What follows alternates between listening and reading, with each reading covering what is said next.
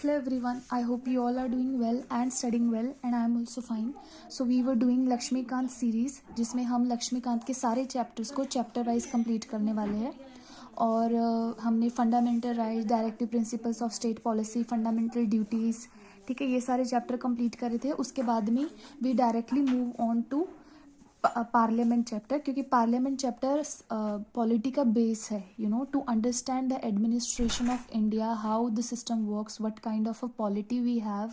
It's important that we first study the parliament chapter, then only we can understand that how the power is being distributed among India, ठीक है। और parliament chapter अगर हम पढ़ लेते हैं तो उससे हमारा काफ़ी बेस बन जाता है, ठीक है, बहुत हमें समझ आ जाती है चीज़ें। और जब फिर हम बाकी चीज़ें पढ़ते हैं जैसे कि prime minister, council of minister, president, ठीक है, and department related standing committees, ठीक है, कोई भी हम चैप्टर पढ़ते हैं तो उसका कहीं ना कहीं लिंक पार्लियामेंट से होता है, बिकॉज पार्लियामेंट में हम चीज़ों को इतना डिटेल में पढ़ते हैं कि वो चीज़ें फिर हमें ईजी लगने लगती है, ठीक है।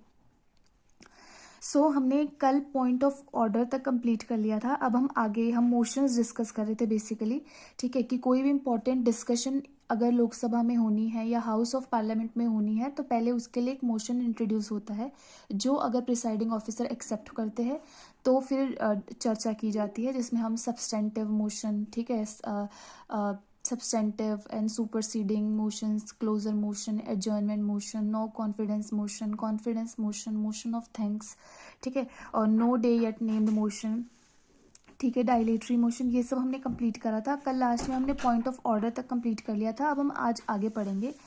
तो ये है, देखो ये सब इतना इंपॉर्टेंट नहीं है जितना इंपॉर्टेंट नो कॉन्फिडेंस मोशन है, एडजर्नमेंट मोशन है, प्रिविलेज मोशन है, ठीक है, और सेंसर मोशन है, ठीक है। But of course you never know exam में क्या आ जाए। So half an hour discussions क्या होते हैं? For discussing a matter of sufficient public importance, ठीक है। तो इसमें इसके लिए स्पीकर 3 days अलॉट कर सकते हैं इन अ वीक, ठीक है। हाफ कोई भी पब्लिक इंपॉर्टेंस का कोई भी मुद्दा है उस पर डिस्कशन होती है। Short duration discussions, less than 2 hour की डिस्कशन होती है, 2 days पर वीक इनको अलॉट किए जाते हैं। Member can raise such discussion on a matter of urgent public importance, वही चीज़ है। Special mention, a matter which could not be raised under any rule can be raised under special mention, ठीक है।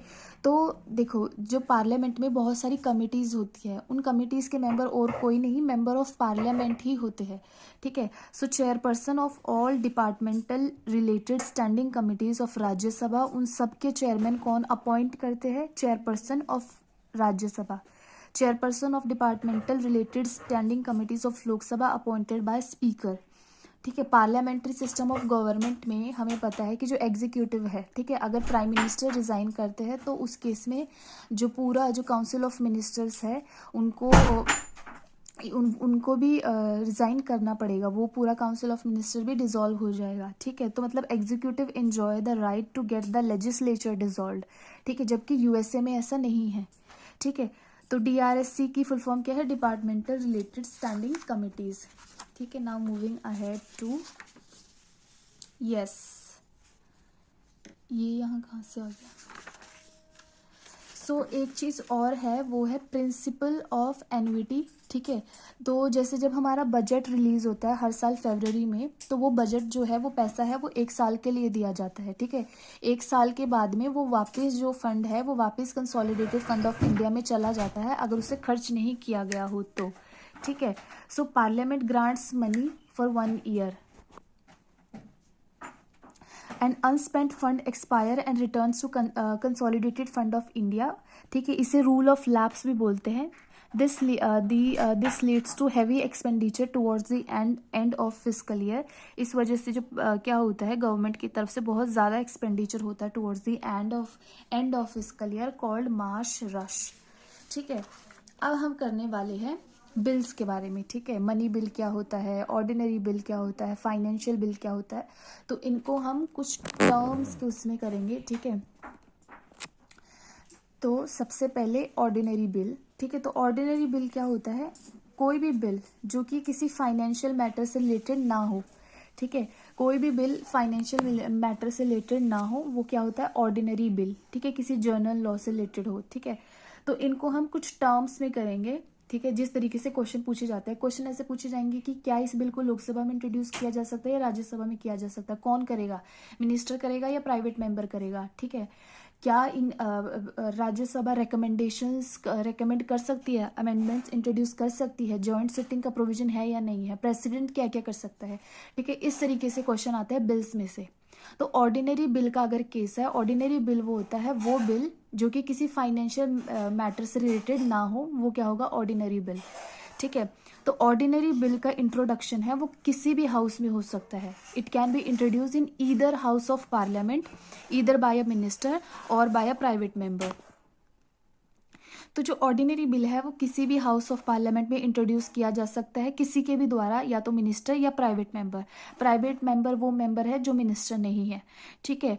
तो जो भी उसको इंट्रोड्यूस करेगा वो हाउस की लीव के लिए ही आस्क फॉर लीव, ठीक है, and when granted he introduces the bill, ठीक है। Recommendation of president not required, ठीक है। इसके लिए प्रेसिडेंट की रिकमेंडेशन की ज़रूरत नहीं होती। जैसे हमने देखा था कि मनी बिल जो देखेंगे हम कि मनी बिल में ना पहले प्रेसिडेंट को रेकमेंड करना पड़ता है, ठीक है। President recommend introduction of money bill, then only it is introduced, ठीक है। अमेंडमेंट और रिजेक्शन बाय राज्यसभा तो कैन बी, ठीक है।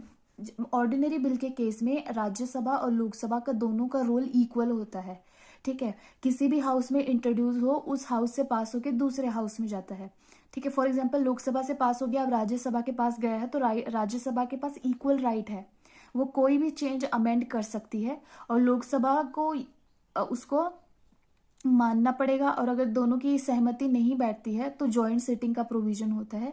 और उसमें क्योंकि लोकसभा की स्ट्रेंथ ज़्यादा होती है, क्योंकि राज्यसभा की स्ट्रेंथ ऑलमोस्ट 243 है और लोकसभा की 545 है, तो क्योंकि लोकसभा की स्ट्रेंथ ज़्यादा है तो जॉइंट सिटिंग के केस में लोकसभा जीत जाती है। बट ऐसा नहीं है कि लोकसभा राज्यसभा की रिकमेंडेशन माने ही ना, जैसा कि मनी बिल के केस में होता है। मनी बिल के केस में जो राज्यसभा की अमेंडमेंट्स है, जो रिकमेंडेशंस है, वो पूरा का पूरा लोकसभा के ऊपर होता है कि लोकसभा मानती है या नहीं मानती है, ठीक है। सो इस केस में, ऑर्डिनरी बिल के केस में, अमेंडमेंट और रिजेक्शन बाय राज्यसभा वो पॉसिबल है, ठीक है। अब मान लो लोकसभा ने पास कर दिया और राज्यसभा उसको लेके बैठ गया, ठीक है, तो 6 महीने के लिए मैक्सिमम डिटेंशन हो सकता है, ठीक है। मनी बिल के केस में सिर्फ 14 दिन का टाइम होता है। 14 दिन के अंदर अंदर आप इसको पास करो, अदरवाइज मान लिया जाएगा कि आपने पास कर लिया। मतलब ये जैसे फॉर्मेलिटी उनके पास जा रहा है, ना उनके राज्यसभा के पास में उसमें कोई अमेंडमेंट करने की पावर है, ना उसको डिटेन करने की पावर है, ठीक है। और रिकमेंडेशन अगर वो रिकमेंड करते भी है तो इट्स अप टू लोकसभा की वो एक्सेप्ट करते हैं या नहीं करते, ठीक है। सर्टिफिकेट ऑफ स्पीकर, ठीक है। जैसे मनी बिल के केस में क्या होता है कि स्पीकर को सर्टिफाई करना पड़ता है कि हाँ ये बिल मनी बिल है, ठीक है। और उस केस में नोबडी कैन क्वेश्चन, ठीक है, स्पीकर, ठीक है। तो उस केस में स्पीकर का डिसीजन फाइनल होता है, ठीक है। ऑर्डिनरी बिल को कोई भी सर्टिफिकेशन की जरूरत नहीं है, ठीक है। जॉइंट सिटिंग का ऑफकोर्स प्रोविजन है। अगर लोकसभा और राज्यसभा दोनों के बीच में डेडलॉक हो जाता है तो उस केस में जॉइंट सिटिंग का प्रोविजन है। अगर इसकी डिफीट होती है लोकसभा में, it may lead to resignation of government, ठीक है। It may lead to resignation of government. ये पास नहीं होता है, अगर ये पास नहीं होता है तो it may lead to resignation of government, साफ सी बात है, ठीक है। अगर लोकसभा में, ठीक है, जॉइंट सिटिंग में भी, लोकसभा में जब मेजोरिटी है गवर्नमेंट की तभी तो बनी है, ठीक है। अगर वो पास नहीं हो रहा है तो it may lead to resignation of government, but may है यहाँ पर, ठीक है। प्रेसिडेंट के पास क्या होगा, ठीक है। तो जब एक बिल है वो राज्यसभा और लोकसभा दोनों से पास हो जाता है तो उसके बाद में वो प्रेसिडेंट के पास जाता है, ठीक है।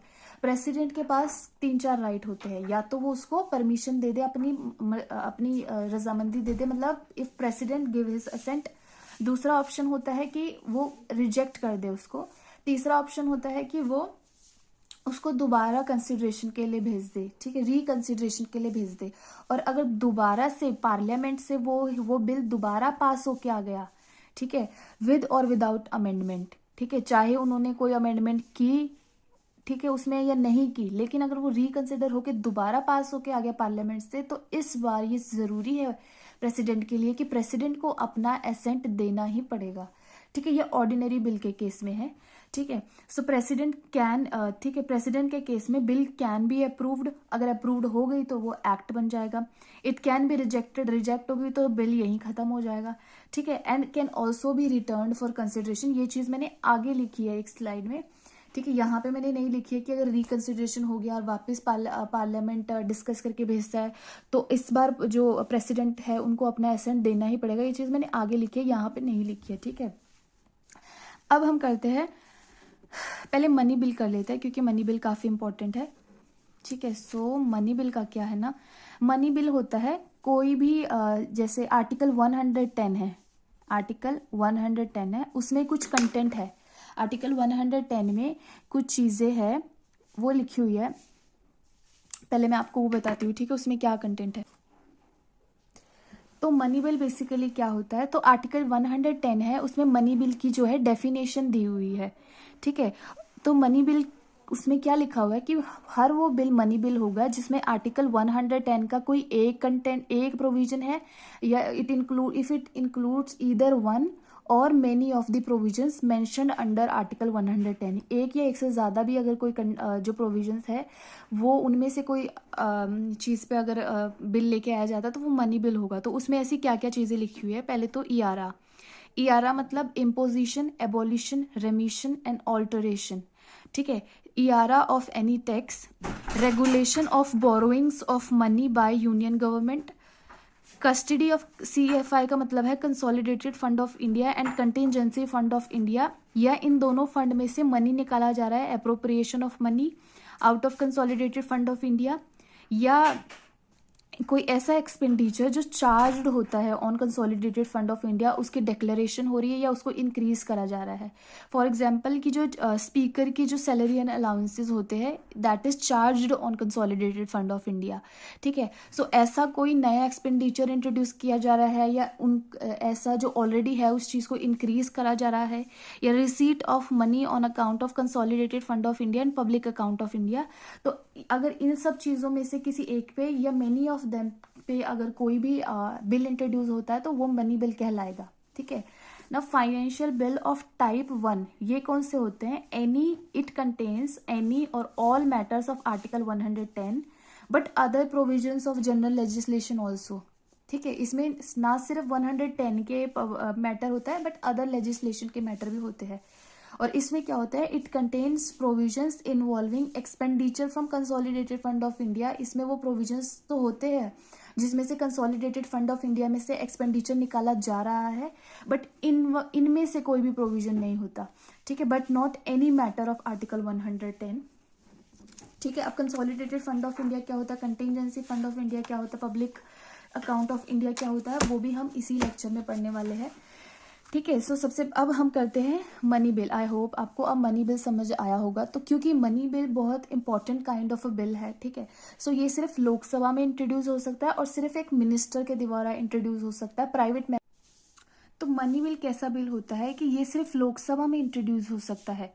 ठीक है, और इसको एक मिनिस्टर के द्वारा ही इंट्रोड्यूस किया जा सकता है। ठीक है, क्योंकि एक बहुत important kind of a bill है। ठीक है, सो सिर्फ मिनिस्टर के द्वारा इंट्रोड्यूस किया जा सकता है, प्राइवेट मेंबर इसको इंट्रोड्यूस नहीं कर सकते, और प्रायर रिकमेंडेशन ऑफ प्रेसिडेंट की पे। ठीक है, prior recommendation of president is required. ठीक है, in case of a money bill president की पहले प्रेसिडेंट रेकमेंड करते हैं। ठीक है, and then it is introduced. ठीक है, अमेंडमेंट और रिजेक्शन बाय राज्यसभा, ठीक है, कैन नॉट। ठीक है, राज्यसभा इसको रिजेक्ट या अमेंड नहीं कर सकती। डिटेंशन कितने दिन तक कर सकती है Rajya Sabha, only for 14 days maximum, if not then it is suppose to be passed. ठीक है, सर्टिफिकेट ऑफ स्पीकर रिक्वायर्ड। ठीक है, सर्टिफिकेट ऑफ स्पीकर रिक्वायर्ड होता है इसके लिए। इसमें जॉइंट सिटिंग का कोई प्रोविजन नहीं होता है। ठीक है, एंड अगर ये पास नहीं होता है it is definitely going to it would lead to resignation of government. ठीक है, and it can not be return by president. ठीक है, प्रेसिडेंट वाला इसमें है कि it can not be return, इसका मतलब या तो वो अपना एसेंट दे दे या वो अपना एसेंट ना दे, लेकिन वो दोबारा रिकंसिडरेशन के लिए सेंड नहीं कर सकते बिकॉज उनकी प्रायर रिकमेंडेशन पे ही इंट्रोड्यूस किया गया था। ठीक है, तो दोबारा रिकंसिडरेशन के लिए भेजने का तो कोई सवाल ही पैदा नहीं होता। ठीक है, एंड राज्यसभा के पास इस मसले में बहुत कम पावर्स है, ठीक है। राज्यसभा इसको अमेंड भी नहीं कर सकती है। देखो, अगर लोकसभा से पास हो गया, ठीक है, तो राज्यसभा के पास जाएगा। अगर राज्यसभा मान लो, या तो राज्यसभा मान लेगी उस बिल को, तो पास हो गया दोनों हाउस से। अगर वो कुछ अमेंडमेंट्स इंट्रोड्यूस करती है कि हाँ ये चेंजेस इसमें इंट्रोड्यूस कर लेते हैं, उसने चेंजेस इंट्रोड्यूस करने की बात की, लोकसभा ने मानी, तो ठीक है, तो पास हो गया। अगर नहीं मानी तो भी पास हो गया। मतलब जरूरी नहीं है कि लोकसभा माने, ठीक है। और मान लो राज्यसभा रख के बैठ गया, 14 डेज के अंदर उन्होंने रिप्लाई नहीं किया, तो भी मान लिया जाएगा कि राज्यसभा से पास हो गया। मतलब all in all there is no significant power that Rajya Sabha has, ठीक है। End of course it is definitely it can lead to resignation of government, ठीक है। ये थे मनी बिल। और जब प्रेसिडेंट के पास जाता है तो या तो वो अपनी असेंट दे दे या वो ना दे, लेकिन वापस भेजने का कोई वो नहीं है, ठीक है, इसमें। तो अब फाइनेंशियल बिल ऑफ टाइप 1, ठीक है। फाइनेंशियल बिल ऑफ टाइप 1 कौन से वाले बिल थे? जिसमें आर्टिकल 110 के कंटेंट तो है ही, लेकिन साथ में कुछ जनरल लेजिस्लेशन के कंटेंट भी है, ठीक है। तो ये जो बिल है फाइनेंशियल बिल 1, ये मनी में भी 1 आता है। ये मनी बिल से थोड़ी सिमिलर है। किस तरीके से सिमिलर है? क्योंकि ये भी लोकसभा में ही इंट्रोड्यूस हो सकते हैं। इसके लिए भी प्रेसिडेंट की रिकमेंडेशन रिक्वायर्ड है, ठीक है। बट इनके और सबके केस में राज्यसभा अमेंडमेंट्स इंट्रोड्यूस कर सकती है एक्सेप्ट मनी बिल, ठीक है। और इन सब में जॉइंट सिटिंग्स का प्रोविजन है एक्सेप्ट मनी बिल, ठीक है। और सेम है इसमें भी, ठीक है। President can approve, can not approve and can return for reconsideration, ठीक है। अब फाइनेंशियल बिल ऑफ टाइप 2 में क्या होता है? ये ऑर्डिनरी बिल से सिमिलर है, ठीक है। It can be introduce in either house of parliament, ठीक है। इसमें रिकमेंडेशन ऑफ प्रेसिडेंट यहाँ पे नहीं रिक्वायर्ड होती, बट एट कंसिडरेशन स्टेज पे रिक्वायर्ड होती है, ठीक है, ठीक है। तो जब एक हाउस एक बिल को तभी कंसिडर करता है, ठीक है, व्हेन प्रेसिडेंट रेकमेंड, ठीक है। अमेंडमेंट्स और rejections bye Rajya Sabha can be done, ठीक है। एंड जॉइंट सिटिंग का इन तीनों में प्रोविजन है। तो जो मनी बिल है ना वो एक्सेप्शनल है, ठीक है। इसको तो आपको मनी बिल से ही ज्यादा क्वेश्चन आता है। मनी बिल ही आपको अच्छे से पढ़ना है, ठीक है। तो मनी बिल में आपने क्या याद रखना है कि पहली चीज तो याद रखनी है आपने कि मनी बिल है वो सिर्फ लोकसभा में इंट्रोड्यूस हो सकता है। दूसरी चीज आपने याद रखनी है कि सिर्फ मिनिस्टर इंट्रोड्यूस कर सकता है। तीसरी चीज आपने याद रखनी है कि राज्यसभा कोई भी अमेंडमेंट इंट्रोड्यूस नहीं कर सकता इसमें। चौथी चीज आपने याद रखनी है कि जॉइंट सिटिंग का कोई प्रोविजन नहीं है। पांचवी चीज आपने क्या याद रखनी है कि प्रेसिडेंट इसको दोबारा नहीं भेज सकता रिकंसिडरेशन के लिए।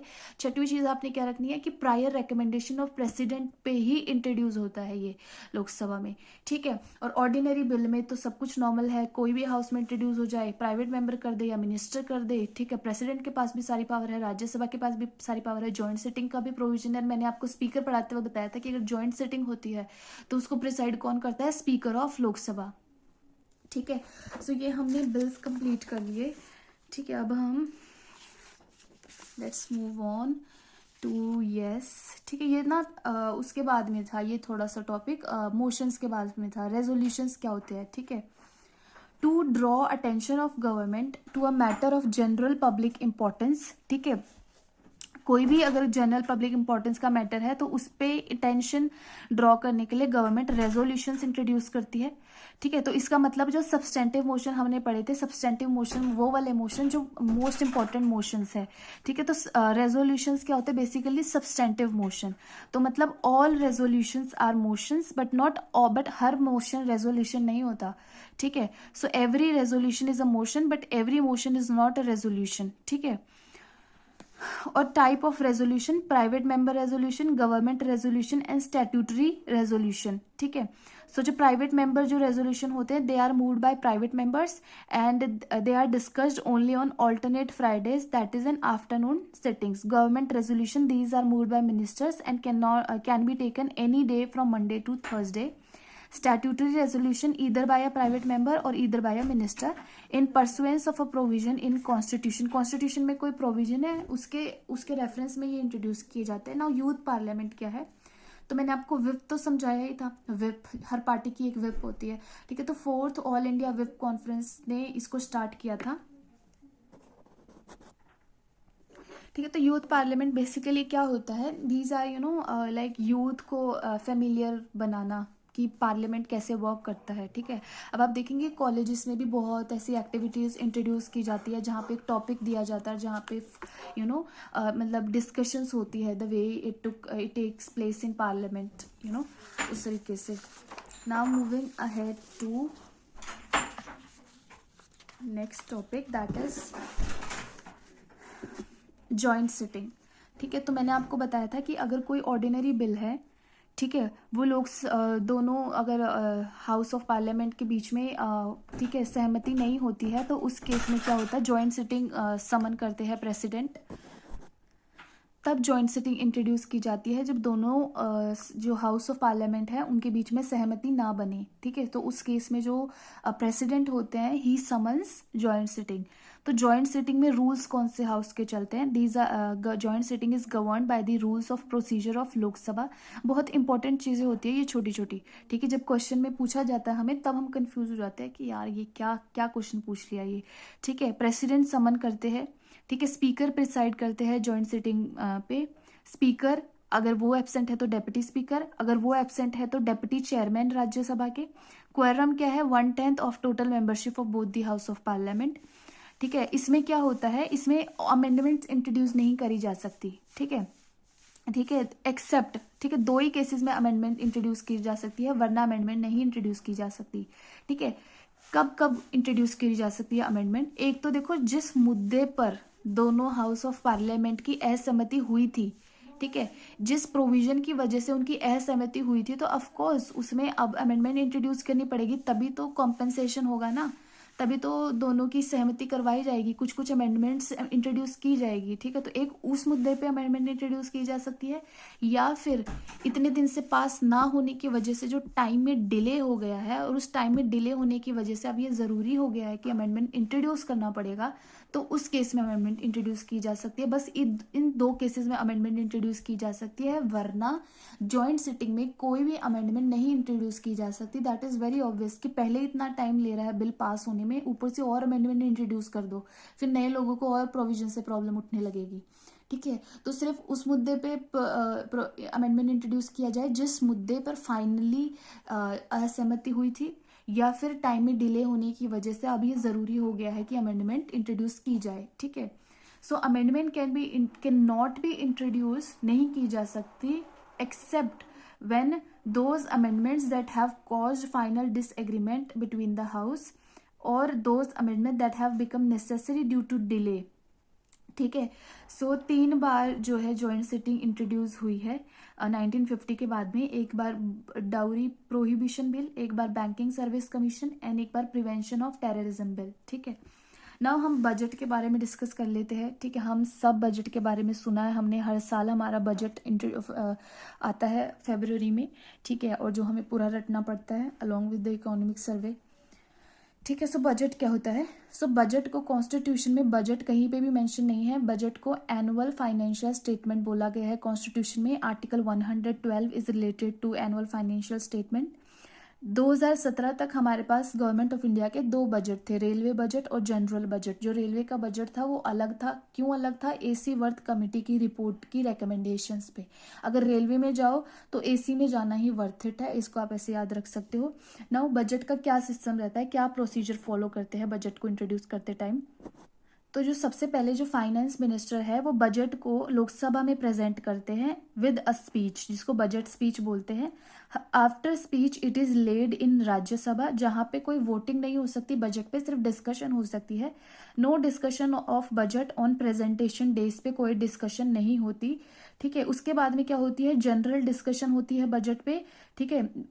General discussion begin after few days and last for 3 to 4 days। दोनों हाउस ऑफ पार्लियामेंट पे जनरल डिस्कशन शुरू होती है, 3 से 4 दिन तक चलती है, और इस दौरान कोई भी कट मोशन या कोई भी वोटिंग नहीं होती है, ठीक है। After general discussion house is adjourn for 3 to 4 weeks के लिए हाउस को एडजर्न कर दिया जाता है, ठीक है। एडजर्न का मैंने आपको बताया था, एडजर्न का मतलब जब हाउस को एडजर्न किया जाए, termination of house of parliament for a specific time period, ठीक है। एडजर्नमेंट साइंड है जब टर्मिनेशन किया जाए फॉर एन इनडेफिनेट पीरियड, ठीक है, ये हो गया।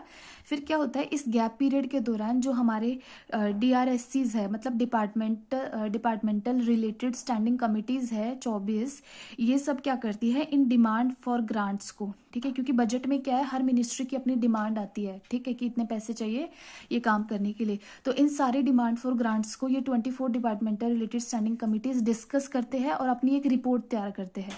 जब 3 से 4 वीक के बाद में दोबारा से सेशन शुरू होता है या दोबारा से हाउस बुलाए जाते हैं, ठीक है, तो उसके बाद में इन रिपोर्ट्स को मद्देनज़र रखते हुए ये रिपोर्ट्स दोनों हाउस में भेजी जाती है। Lok Sabha vote on demand for grant, ठीक है, demands are presented ministry wise.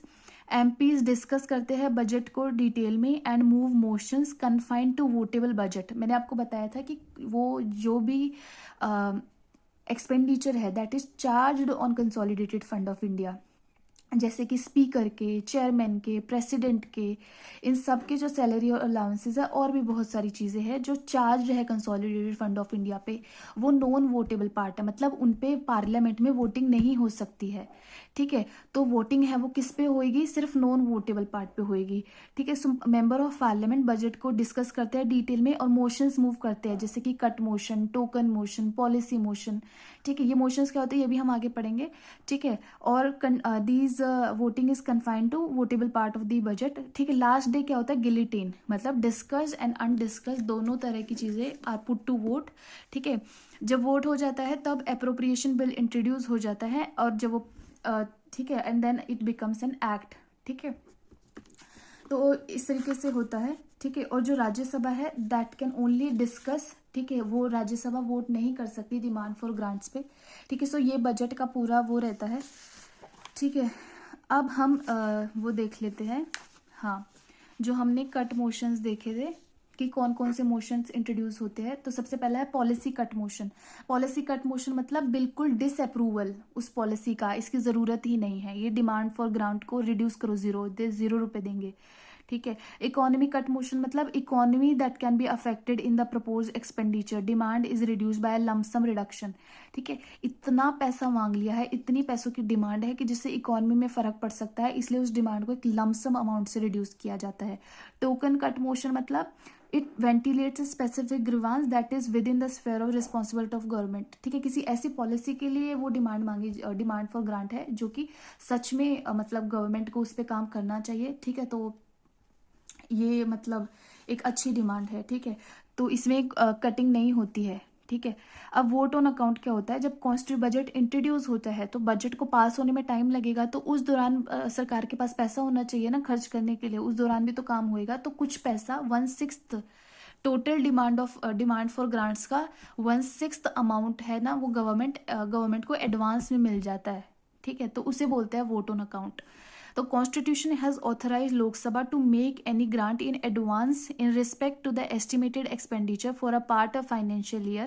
It is granted after general discussion on budget is over and it is 1/6 of total estimation. ठीक है। अब हम अदर ग्रांट्स के बारे में पढ़ते हैं। पहली है सप्लीमेंट्री ग्रांट। सप्लीमेंट्री ग्रांट क्या होता है, when amount authorise by parliament is found to be insufficient for a particular service for that year, ठीक है। किसी आपने सर्विस के लिए कुछ पैसा दिया था लेकिन वो कम पड़ गया है उस साल के लिए, तो उस केस में सप्लीमेंट्री ग्रांट, ठीक है, ऑथराइज करी जाती है पार्लियामेंट के द्वारा। Additional grant, need for additional grant for a new service for that year, ठीक है। कोई नई सर्विस के लिए पैसा चाहिए आपको, ठीक है। यहाँ पे कम नहीं पड़ा है, सर्विस ही कोई नई आ गई है जिसके लिए आपको एडिशनल मनी चाहिए। Excess grant, excess money has been spent on any service, जितना दिया गया था उससे एक्सेस में स्पेंट हो गया, ठीक है। तो ऐसा स्पेंट हुआ है नहीं हुआ है, ठीक है, उसको पब्लिक अकाउंट कमेटी अप्रूव करेगी तब वो लोकसभा से पास होएगा, ठीक है। So it is presented to Lok Sabha after fiscal year before demand for excess grant is approved by Lok Sabha, it is approved by public accounts committee. Vote of credit for meeting an unexpected demand, it is like a blank cheque to executive, जैसे कि अगर एकदम से Covid आ गया और उस case में उनको कुछ कोविड आ गया था तो उस केस में उनको कुछ ज़रूरी चीज़ें करनी है तो उस केस में ये इंट्रोड्यूस की जाती है। It is like a blank cheque to executive, ठीक है। और लिख दो कितना लिखना है, ठीक है। अब आगे हम पढ़ते हैं एक्सेप्शनल ग्रांट, एक्सेप्शनल ग्रांट क्या होता है? Grant for special purpose form no part of current physical year. Token grant, token मतलब अप्रोप्रिएशन हो चुका है, अब किसी and no additional expenditure, these grants are regulated by same procedure at that of regular budget. मतलब एक service का पैसा दूसरी सर्विस में लगा देना, लेकिन कोई एडिशनल एक्सपेंडिचर नहीं हुआ है, ठीक है ना। तीन टाइप के फंड है इंडिया में, consolidated fund of India, public account of India and contingency fund of India, ठीक है। आर्टिकल 26, 266, आर्टिकल 266, 266, 267, ठीक है। Consolidated fund of India main fund of India, जहाँ पे जितना भी हमसे इनकम टैक्स कलेक्शन होता है, सरकार कोई लोन ले रही है, ठीक है, ऐसे सारा पैसा किस में जाता है? कंसोलिडेटेड फंड ऑफ इंडिया में जाता है। तो all revenue received, all loans raise, repayment of loans, ठीक है। इंडिया ने किसी को लोन दिया था और अब वो वापस आ रहा है ब्याज के साथ में, ठीक है, तो वो भी इंटरेस्ट आ रहा है, ठीक है। तो जो भी लीगल पेमेंट्स आ रही है वो इस फंड में जाती है, ठीक है। Public account of India, all other public money, जैसे कि रेमिटेंसेस, जो बाहरली कंट्रीज में जो लोग रहते हैं, ठीक है, वो वहां से अपनी फैमिली के लिए कुछ पैसा भेजते हैं, ठीक है, डॉलर की फॉर्म में भेजते हैं, तो इंडिया उसको रुपये में कन्वर्ट करके उनके वो देता है, तो वो डॉलर जो रह गया इंडियन गवर्नमेंट के पास में, वो रेमिटेंसेस हो गए। पीएफ जो होता है, पीएफ डिपॉजिट, ठीक है, जो पीएफ मिलता है हमें, तो हमें क्या मिलता है, ठीक है, हम तो बेरोजगार है, लेकिन जो हमारे पेरेंट्स को मिलता है सैलरी में, पीएफ जो कटता है, पीएफ कटता है, प्रोविडेंट फंड डिपॉजिट, वो होता है, ठीक है। Operated by executive and payment can be made without parliamentary appropriation. जैसे कंसोलिडेटेड फंड ऑफ इंडिया में से निकालने के लिए मनी बिल इंट्रोड्यूस करना पड़ता है, ठीक है, तो पार्लियामेंट की अप्रोप्रिएशन जरूरत होती है, इसमें नहीं होती, ठीक है। इसमें से इसको एग्जीक्यूटिव गवर्नमेंट ऑपरेट करती है। Now contingency fund of India, it is at the disposal of president. He can meet advances to meet unforeseen expenditure pending authorization by parliament held by finance secretary, ठीक है। ये president के disposal पे available है, ठीक है। अगर कोई भी अनफोर्सिन एक्सपेंडिचर आ जाता है और अभी तक मतलब पार्लियामेंट को टाइम लगेगा पैसा देने में, तो ये पैसा दे सकते हैं, एंड प्रेसिडेंट के बिहाफ पे it is held by finance secretary, ठीक है। नाउ आई थिंक ये वीडियो काफ़ी लंबी हो जाएगी, लेट मी सी कितना रह गया,